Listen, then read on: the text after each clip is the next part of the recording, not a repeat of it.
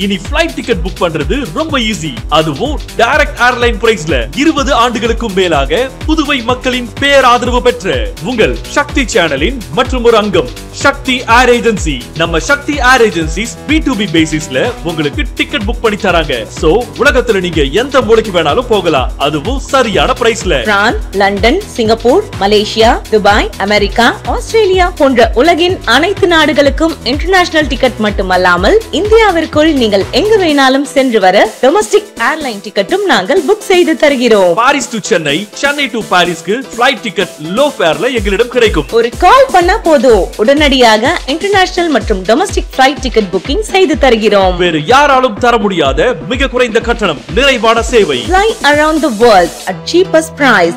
Sakthi air agency, Sakthi channel, 4th Cross, near anganwadi, Anna Nagar, Puducherry. Call or WhatsApp 9952433443 மற்றும் 76868277. Phone 0413-450-6081.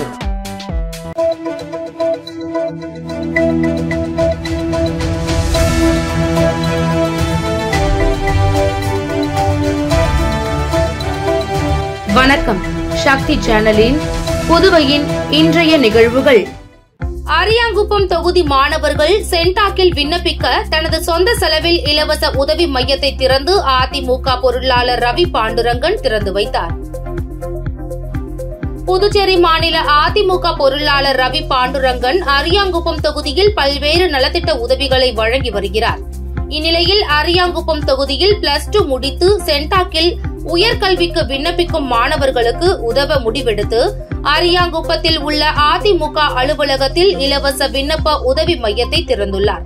இங்கு CENTAC விண்ணப்பங்களை செலுத்தி தனது சொந்த செலவில் பதிவேற்றம் செய்து கொடுத்து வருகிறார். கடந்த 17ஆம் தேதி திறக்கப்பட்ட இந்த அலுவலகத்தில் மாணவர்கள் பலர் சென்டாக் விண்ணப்பங்களை பதிவேற்றம் செய்து வருகின்றனர். விண்ணப்ப கட்டணமான ரூபாய் 1000 மாணவர்களிடமிருந்து வாங்காமல் தனது சொந்த செலவில் செலுத்தி வருகிறார்.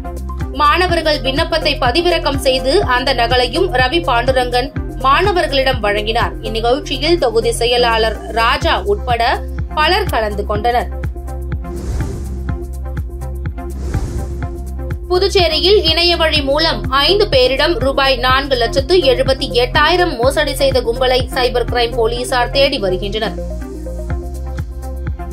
சென்னையை சேர்ந்த நபர் ஒருவர் புதுச்சேரியில் தங்குவதற்கு ஓட்டல் குறித்த விவரங்களை ஆன்லைனில் தேடினார். தனியார் ஓட்டல் இணையத்தில் இருந்த தொலைபேசி எண்ணில் தொடர்பு கொண்டார். மறுமுனையில் பேசிய நபர் அறையை முன்பதிவு செய்ய பணம் செலுத்துமாறு கூறினார். இதனை நம்பிய அவர் 68,600 ரூபாய் அனுப்பி ஏமாந்தார். கூடப்பாக்கத்தை சேர்ந்த நபர் ஆன்லைனில் மளிகை பொருள் விற்பனை விளம்பரத்தை பார்த்து அதில் இருந்த லிங்கை பதிவிறக்கம் செய்து கிரெடிட் கார்டு விவரங்களை பதிவிட்டார். அவரது வங்கிக் கணக்கில் இருந்து 1,22,900 ரூபாய் எடுக்கப்பட்டது. உழவர்கரையை சேர்ந்த பெண் 99,000, முத்திரையர் பாளையம் நபர் 1,76,300, பாகூர் நபர் 11,400 என 5 பேர் 4,78,200 ரூபாய் இழந்துள்ளனர். புகார்களின் அடிப்படையில் சைபர் கிரைம் போலீசார் வழக்கு பதிந்து விசாரித்து வருகின்றனர். தமிழகத்தில் டாஸ்மாக் ஊழல் தொடர்பாக அமலாக்கத்துறை விசாரணை செய்து வரும் நிலையில் புதுச்சேரியிலிருந்து தமிழக டாஸ்மாக் கடைக்கு போலி மதுபானம் கடத்தப்பட்ட வழக்கையும் அமலாக்கத்துறை விசாரணை செய்ய வேண்டும் என புதுச்சேரி அதிமுக மாநில செயலாளர் அன்பழகன் வலியுறுத்தியுள்ளார். புதுச்சேரி அதிமுக தலைமை அலுவலகத்தில் செய்தியாளர்களை சந்தித்த மாநில செயலாளர் அன்பழகன், தமிழக அரசால் விற்பனை செய்யப்படும் டாஸ்மாக் மதுபானங்கள் புதுச்சேரி மாநிலத்தில் போலியாக தயாரிக்கப்படுகின்றன. தமிழகத்தில் உள்ள ஆட்சியாளர்களுக்கு வேண்டியவர்களால் அதே டாஸ்மாகில் புதுச்சேரியில் தயாரிக்கப்பட்ட போலி மதுபானம் விற்பனை செய்யப்படுகின்றது. புதுச்சேரியிலிருந்து தினசரி குறைந்தது 1 கோடி ரூபாய்க்கு மேல் போலி மதுபானம் தயாரிக்கப்படுகின்றது. ஒரு நாளைக்கு 1 கோடி என்றால் மாதத்திற்கு 30 கோடி, ஆண்டிற்கு சுமார் 400 கோடி ரூபாய் அளவிற்கு புதுச்சேரியிலிருந்து போலியாக மதுபானம் தயாரித்து கடத்தப்படுகின்றது. கடந்த 10 தினங்களுக்கு முன்பு இவ்வாறு கடத்தப்பட்ட போலி டாஸ்மாக் மதுபானம் புதுச்சேரியிலிருந்து தயாரிக்கப்பட்டது தமிழக கலால் துறையினரால் கண்டுபிடிக்கப்பட்டது. இது சம்பந்தமான வழக்கு யார் யார் மீது பதிவு செய்துள்ளனர் என்பது தெரியவில்லை. தற்போது தமிழகம் முழுவதும் டாஸ்மாகில் தமிழக திமுக ஆட்சியாளர்களால் நடத்தப்படும் ஊழல் முறைகேடுகள் குறித்து அமலாக்கத்துறை விசாரணை நடத்தி வருகின்றது. கடந்த 10 தினங்களுக்கு முன்பு புதுச்சேரியிலிருந்து போலியாக தயாரிக்கப்பட்டு தமிழக டாஸ்மாக் கடைக்கு அனுப்பப்பட்ட வழக்கு சம்பந்தமாக அமலாக்கத்துறை உரிய விசாரணை நடத்த வேண்டும் என்றார். இந்தியன் வங்கி ஊரக சுய வேலைவாய்ப்பு பயிற்சி நிறுவனம் சார்பில் பொம்மைகள் தயாரிப்பு பயிற்சிக்கு விண்ணப்பங்கள் வரவேற்கப்படுகிறது. புதுச்சேரி லெனின் வீதியில் இந்தியன் வங்கி ஊரக சுய வேலை வாய்ப்பு பயிற்சி நிறுவனம் இயங்கி வருகிறது. இங்கு புதுச்சேரியை சேர்ந்த 18 வயது முதல் 45 வயதுள்ள பெண்களுக்கு பொம்மைகள் தயாரிப்பு பயிற்சிக்கு விண்ணப்பங்கள் வழங்கப்பட்டு வருகிறது. இப்பயிற்சியில் சேர 8ஆம் வகுப்பு படித்திருக்க வேண்டும். 100% இலவசமாக பயிற்சி அளிக்கப்படுகிறது. பயிற்சி காலங்களில் உணவுகள் வழங்கப்படுகிறது. விண்ணப்பிக்க 23ஆம் தேதி கடைசி நாளாகும். வரும் 26ஆம் தேதி பயிற்சி துவங்குகிறது என குறிப்பிடப்பட்டுள்ளது. பழைய பென்ஷன் திட்டத்தை அனைத்து ஓய்வூதியர்களுக்கும் அமல்படுத்த வேண்டும் உள்ளிட்ட பல்வேறு கோரிக்கைகளை வலியுறுத்தி அரசு சம்மேளனம் சார்பில் கண்டன ஆர்ப்பாட்டம் நடைபெற்றது. அரசு ஊழியர் சம்மேளனம் மற்றும் தேசிய ஓய்வு பெற்ற அரசு ஊழியர்களின் ஒருங்கிணைப்பு குழு சார்பில் பல்வேறு கோரிக்கைகளை வலியுறுத்தி கவன ஈர்ப்பு ஆர்ப்பாட்டம் நடந்தது. அண்ணா சிலை அருகில் நடந்த ஆர்ப்பாட்டத்திற்கு ரவிச்சந்திரன் தலைமை தாங்கினார்.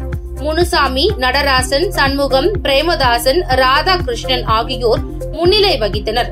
ஆர்ப்பாட்டத்தில் 8வது ஊதிய குழுவிற்கு தலைவர் உள்ளிட்ட உறுப்பினர்களை நியமிக்க வேண்டும், புதிய பென்ஷன் திட்டம், ஒருங்கிணைந்த பென்ஷன் திட்டங்களை ரத்து செய்ய வேண்டும், பழைய பென்ஷன் திட்டத்தை அனைத்து ஓய்வூதியர்களுக்கும் அமல்படுத்த வேண்டும், கொரோனா தொற்றை காரணம் காட்டி ஓய்வூதியர்களுக்கு நிறுத்தி வைக்கப்பட்டுள்ள DR நிலுவைத் தொகையை வழங்க வேண்டும் என்பது உள்ளிட்ட பல்வேறு கோரிக்கைகள் வலியுறுத்தப்பட்டது. வன்முறை எதிர்ப்பு தினத்தை ஒட்டி ஆதி திராவிடர் நலத்துறையில் வன்முறை எதிர்ப்பு தின உறுதிமொழி ஏற்பு நிகழ்ச்சி துறை இயக்குநர் இளங்கோவன் தலைமையில் நடைபெற்றது. முன்னாள் பிரதமர் அமரர் ராஜீவ்காந்தி நினைவு நாள் புதுச்சேரி அரசு சார்பில் வன்முறை எதிர்ப்பு தினமாக அனுசரிக்கப்படுகிறது. அதன்படி புதுச்சேரி அரசு ஆதி திராவிடர் மற்றும் பழங்குடியினர் நலத்துறையில் வன்முறை எதிர்ப்பு தின உறுதி ஏற்பு நிகழ்ச்சி இன்று நடைபெற்றது. ஆதி திராவிடர் நலத்துறை இயக்குநர் இளங்கோவன் வன்முறை எதிர்ப்பு தின உறுதிமொழியை வாசிக்க துறை அதிகாரிகள் மற்றும் ஊழியர்கள் அனைவரும் ஏற்றுக்கொண்டனர். இந்நிகழ்ச்சியில் முதுநிலை கணக்கு அதிகாரி ராணி, கண்காணிப்பாளர்கள் வேல்முருகன், கதிரவன், தேவி உட்பட ஊழியர்கள் கலந்து கொண்டனர். புதுச்சேரி வருவாய் மற்றும் பேரிடர் மேலாண்மை துறையில் காலியாக உள்ள VAO பணியிட எழுத்து தேர்வுக்கு நாளை முதல் விண்ணப்பிக்கலாம் என அறிவிப்பு வெளியாகியுள்ளது. இது தொடர்பாக மாவட்ட ஆட்சியர் குலோத்துங்கன் வெளியிட்டுள்ள செய்திக்குறிப்பில், புதுச்சேரி வருவாய் மற்றும் பேரிடர் மேலாண்மை துறையில் உள்ள VAO காலி பணியிடங்களை எழுத்து தேர்வு மூலம் நிரப்பப்பட உள்ளது. இதில் புதுச்சேரி யூனியன் பிரதேசத்தை சேர்ந்த தகுதி உள்ளவர்களிடமிருந்து விண்ணப்பங்கள் வரவேற்கப்படுகிறது. கிராம நிர்வாக அலுவலர் நிலையில் 41 காலி பணியிடங்கள் உள்ளன. இதற்கான எழுத்து தேர்வுக்கு விண்ணப்பிக்கும் முறை, தேர்வு முறை, பல்வேறு பிரிவுகளுக்கான காலி பணியிடங்களின் பிரிவினை உள்ளடக்கிய விரிவான அறிவிப்பு நாளை ஆட்சேர்ப்பு போர்ட்டலில் காணலாம். ஆன்லைன் மூலம் விண்ணப்பத்தை சமர்ப்பிப்பதற்கான கடைசி தேதி 21/6/2025 பிற்பகல் 3 மணியாகும் என குறிப்பிடப்பட்டுள்ளது. புதுச்சேரி பிராந்தியமான ஏனாமில் நடைபெற்ற அரசு விழாவில் கொல்லப்பள்ளி அசோக், மல்லாடி கிருஷ்ணராவ் வார்த்தை மோதலில் ஈடுபட்ட சம்பவம் புதுவை அரசியலில் பரபரப்பை ஏற்படுத்தியுள்ளது. புதுச்சேரி அரசு மீன்வளத்துறை சார்பில் ஏனாம் பிராந்தியத்தில் மீனவ சமுதாயத்தை சேர்ந்த முதியவர்களுக்கு மாதாந்திர ஓய்வூதியம் வழங்கும் நிகழ்ச்சி இன்று நடைபெற்றது. விழாவில் தொகுதி சட்டமன்ற உறுப்பினர் கொல்லப்பள்ளி அசோக், புதுச்சேரி அரசு டெல்லி சிறப்பு பிரதிநிதி மல்லாடி கிருஷ்ணராவ் ஆகியோர் பங்கேற்று முதியோர்களுக்கு உதவித்தொகை பெறும் ஆணையை வழங்கினார்கள். அப்போது விழாவில் தொகுதி சட்டமன்ற உறுப்பினர் கொல்லப்பள்ளி அசோக் முன்னாள் MLA மல்லாடி கிருஷ்ணராவ் என குறிப்பிட்டு பேசியதாக கூறப்படுகிறது. இதற்கு எதிர்ப்பு தெரிவித்து பேசிய மல்லாடி கிருஷ்ணராவ், நான் தற்போது புதுச்சேரி அரசு டெல்லி சிறப்பு பிரதிநிதி என்றும் அமைச்சருக்கு இணையான பதவியில் உள்ளதால் என்னை முன்னாள் எம்எல்ஏ என சிறுமைப்படுத்த முடியாது என்றும் அசோக் எம்எல்ஏவை சமோசா ஜிலேபி என விமர்சித்து மேடையிலேயே பேசியது புதுச்சேரி அரசியலில் பரபரப்பை ஏற்படுத்தியுள்ளது.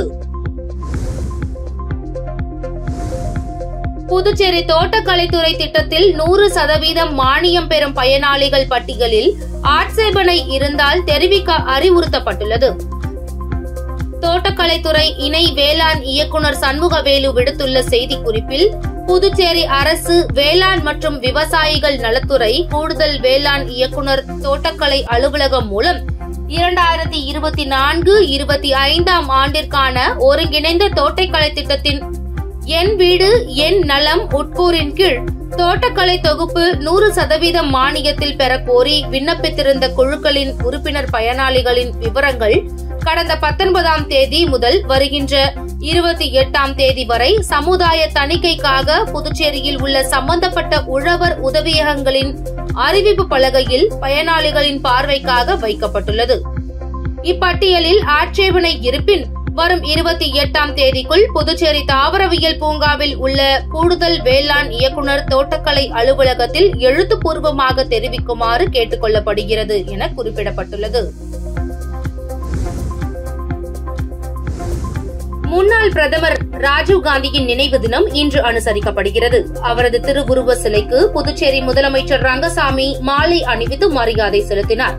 இதேபோன்று காங்கிரஸ் சார்பிலும் மாலை அணிவித்து மரியாதை செலுத்தப்பட்டது. முன்னாள் இந்திய பிரதமர் ராஜீவ்காந்தியின் நினைவு தினம் இன்று அனுசரிக்கப்படுகிறது. தமிழ்நாட்டிலும் புதுச்சேரியிலும் பல்வேறு அரசியல் கட்சியினர் ராஜீவ்காந்தியின் திருவுருவ சிலைக்கு மாலை அணிவித்து மரியாதை செலுத்தி வருகின்றனர். புதுச்சேரியில் அரசு சார்பில் முன்னாள் பிரதமர் ராஜீவ்காந்தியின் நினைவு தினம் அனுசரிக்கப்பட்டது. புதுச்சேரி முதலமைச்சர் ரங்கசாமி ராஜீவ்காந்தி சதுக்கத்தில் உள்ள அவரது திருவுருவ சிலைக்கு மாலை அணிவித்து மரியாதை செலுத்தினார். அதன் பின்னர் வன்முறை எதிர்ப்பு தினத்தை முன்னிட்டு முதலமைச்சர் ரங்கசாமி உறுதிமொழி ஏற்றுக்கொண்டார். அவரைத் தொடர்ந்து அமைச்சர்கள், சட்டமன்ற உறுப்பினர்கள், தலைமை செயலர் மற்றும் காவல்துறை அதிகாரிகள் ஆகியோரும் உறுதிமொழி ஏற்றனர். இதேபோன்று காங்கிரஸ் சார்பிலும் ராஜீவ்காந்தி திருவுருவ சிலைக்கு மாலை அணிவித்து மரியாதை செலுத்தப்பட்டது. இந்நிகழ்ச்சியில் முன்னாள் முதலமைச்சர் நாராயணசாமி, பாராளுமன்ற உறுப்பினர், காங்கிரஸ் கமிட்டி தலைவருமான வைத்தியலிங்கம், முன்னாள் அமைச்சர்கள், முன்னாள் சட்டமன்ற உறுப்பினர்கள் மற்றும் கட்சி நிர்வாகிகள் என பலரும் கலந்து கொண்டு மாலை அணிவித்து மரியாதை செலுத்திய பின்பு ஸ்ரீபெரும்புதூர் காங்கிரஸ் நிறைவடையத்திற்கு அஞ்சலி செலுத்துவதற்காக சென்றனர். உங்கள் சக்தி சேனலின் புதுவையின் அன்றாட நிகழ்வுகளை உடனுக்குடன் தெரிந்து கொள்ள சக்தி சேனல் புதுச்சேரி யூடியூப் சேனலை சப்ஸ்கிரைப் செய்து கொள்ளுங்கள். மறக்காமல் பெல் பட்டனையும் கிளிக் பண்ணுங்க, ஷேர் பண்ணுங்க, லைக் பண்ணுங்க. உங்கள் சக்தி சேனல்.